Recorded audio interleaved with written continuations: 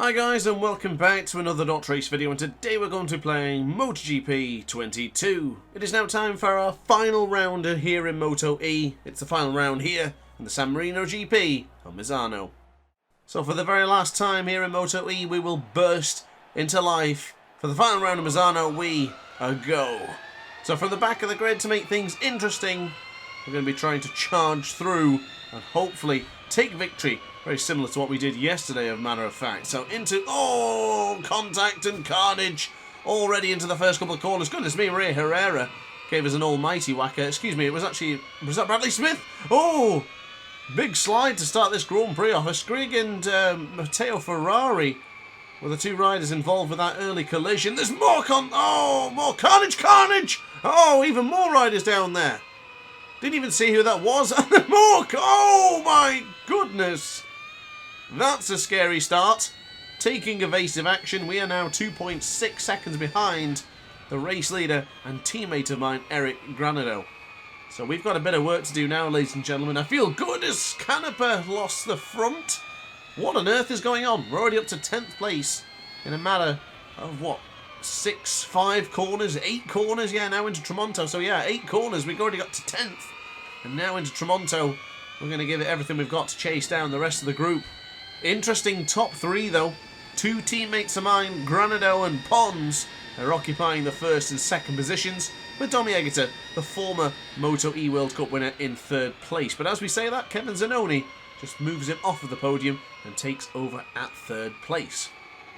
So now into Caro for turn 14. We will try and get the better of Maria Herrera going into the Misano corner. Now, unfortunately with Misano corner, I'm not particularly strong there. I am with other bikes and I really am in Superbike, but here with the MotoE bikes, I tend to struggle a bit as we just, in fact, push Maria Herrera off the circuit onto the very difficult rumble strip and curbs. That was a bit aggressive coming in from your World Cup winner. But now to the left-hand side, Zanoni temporarily up into 2nd place. We can just see this battle unfolding ahead of us. Got quite a good view. Reminds me very much of playing online and Ride 4 with the Aces, where I'm just not quick enough to catch them. But you do get to see a good battle at the front. Oh, teammate down! Oh, more riders down! Oh, it's got carnage again! Good lord, Zanoni, Egerter, Pons. The list continues. So many riders making mistakes here in Misano. This is the final round. Maybe the pressure is getting to some of these riders. What on earth is going on? We've inherited 3rd place and I've hardly made an overtake yet. This is bizarre. Not what I expected. Not at all. So now into the final for the final round, we're going into Tramonto. This is lap 2 of 6. Reduce the laps here to make things interesting from starting at the back of the grid, and honestly, I don't think it could have got any more interesting. What a bizarre race as Xavi Cardalus pushing us into the apex of the corner there, as he will decide to sneak on through, going in from Cavone into turn 12. He can't quite get past the Avinciaman, but I tell you what, that was a bloody good effort. Fair play to Cardalus, he was really on it then. Kind of cut the corner a bit into Cavone, but hey, it is what it is. Now the last time we had a good fight and scrap with Hector Garso and Eric Granado was probably a while ago as well. Xavi Cardalus, he's feeling it. He wanted to dive up on the inside. Beautifully done for the man on the right side of your screen. Now, one thing I will mention is that the heart rate monitor in this one got a little bit dodgy. I noticed towards the end of the video when I finished all recording, etc., that it was not displaying me as connected. So I don't know when it disconnects, but it will disconnect at some point. So yeah, just keep an eye on that. If the heart rate monitor sticks in one beat, I have not died. Or I'm not doing the same heartbeat over and over again. So I don't know what happened, but yeah, it is what it is. So now halfway through of the Misano Grand Prix. Granado and Hector Gartho still leading, and Xavi Cardalus. This is an inspired performance trying to get onto the podium. We're not going to allow him to. I do apologise to any Cardalus fans out there, but we've gone deep into Quercia, and the Cardalus will get back on through temporarily. We do have the line and we do have the position. We're going into turn 9 and then into Tramonto, but we've gone wide again. I'm feeling really bizarre here with the Energico Ego Corsa machine. I just cannot seem to get it working properly. So yeah, we'll keep on pushing and hopefully we can get the job done. But we slide back up at the inside of Cardalus into Cavone. Beautifully done from your World Cup winner. And of course, guys, if you are enjoying the content, be sure to hit the like button and consider subscribing as well. Got plenty more MotoGP 22 content coming your way, and and I do have Superbike 22 videos coming out as well. So yeah, definitely stay tuned. I'm looking at changing over controllers. This was all recorded with the DualShock 4, but I have recently been toying with the idea of moving over to the DualSense. I tried it and I'm still not a big fan, but we'll see how it goes. But for now, this was on my beloved DualShock 4 controller. But the fastest man on the circuit, a 1:41.134, coming in from the way of the World Cup winner. Now the issue is that's about a second slower than yesterday's fastest lap time, so we've got to dig down deep here to catch up to Granado and Gartho. I said basically the name twice. We're now going to Rio for turn 4. A little bit too tight to the apex there. I thought it was going to send me down, as a matter of fact. Just held my breath for a small moment. This will now bring on the power. We'll get underneath the Red Bull bridge and go firm on the anchors going into Quercia. Xavi Cardelus is now dropping to half a second behind. May not be the best day for the Avinci man. I mean, it's a good result. 4th place is nothing to scoff at. Certainly a way to finish the season and end with momentum. But I'm sure he would have wanted the podium. But it's going to take a lot more than that and a couple of laps to beat me here in Misano. I love this circuit. Regardless of the bike, regardless of the weather conditions, I love Misano. In fact, speaking of weather conditions, we never got a wet race in MotoE. Something I honestly expected we'd get, at least at some point, but it never arrived. I had wet sessions, but I never had a wet race. So here we go then, into Caro for turn 14. Closing in on the 2 riders ahead of us, the number 51 and the number 4 respectively. Tight to the apex of 15, very tight as a matter of fact, so we'll charge down to this small straight and then firm on the brakes for the left hand side for Misano. So coming out of the corner then, this should put us into the 140s. We'll be the first man and only man to go into the 140s. Hector Gartho had just set the fast lap a moment ago, but albeit very, very briefly.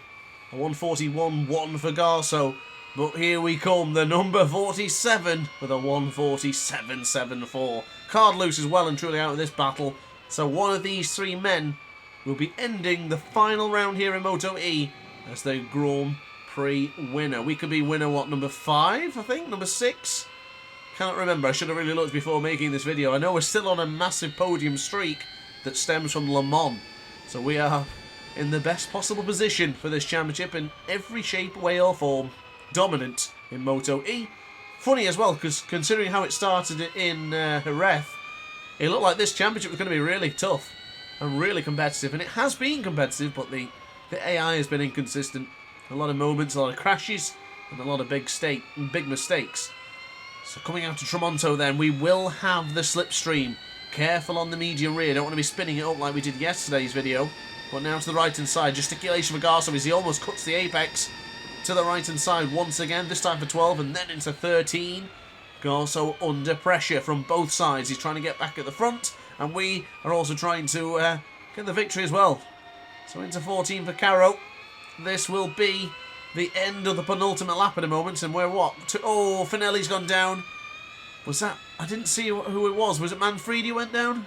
Not entirely sure. There was quite a few riders all going down there, but we come out to the Misano corner for the penultimate time. This is the penultimate lap of our entire MotoE career. Here we go.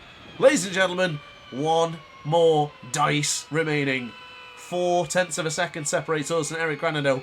Garso a little bit further ahead, but he's practically already, a little bit closer to us rather than being further ahead. But firm on the brakes we go. It's a battle of the G surnames here.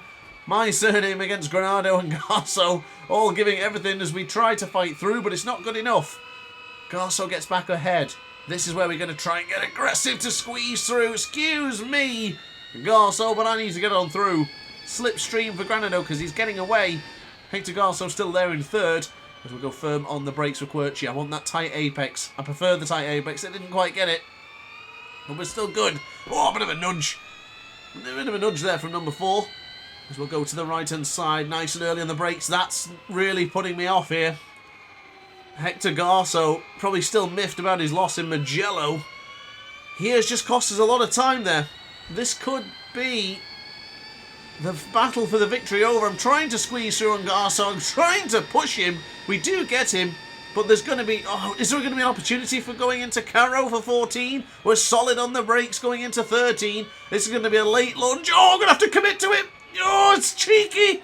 That's a cheeky move up at the inside of the teammate, but it looks like it's stuck. Does Gar... Oh, Granado's coming back. We've got him. Oh, a massive slide. Another massive moment here on the final lap as we go tight to the apex. Granado fancies going around the outside. What a move from Granado. It's going to be a race to the line, across the line. Oh, we didn't do it. We didn't get it. Wow.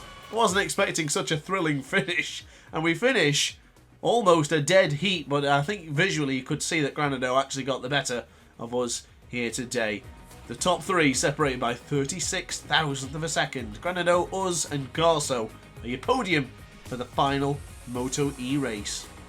So a final look at the championship standings, and thus Eric Granado will take second place. Egerter somehow still holds on to third as Akuba moves up the order as well. But that is the championship done and dusted. 108 points clear from my teammate. So we'll wrap things up now by looking at the team's championship, and I think I've just noticed my heart rate monitor has now disconnected, and that's why it's stuck on 100. Good to see it lasted for the duration of the race, but there you go then, guys. 239 points clear from the nearest competition. We have dominated, and we are MotoE World Cup winners. But guys, that's it from me. That's the end of our MotoE career mode. I really do hope you've enjoyed it. I've personally loved it. It's been fun to race. It's been great to commentate on, and I do look forward to racing more with these classes in the future. But guys, that's it from me. Thank you very much for watching the video. I do hope you enjoyed. If you did, let me know in the comment section down below, and I guess I'll see you in the next video. Consider becoming a member of the DrAce pit crew if you want to be part of the team, and I'll see you tomorrow. Ciao for now. Oh hi, didn't quite see you there. Good to see you're still here. If this video didn't quite set your appetite, then why not watch some more DrAce content by clicking the video shown on screen now. Furthermore, if you would like to follow me on social media, you can do so now with the links down in the description. Consider subscribing so you don't miss a single DrAce video.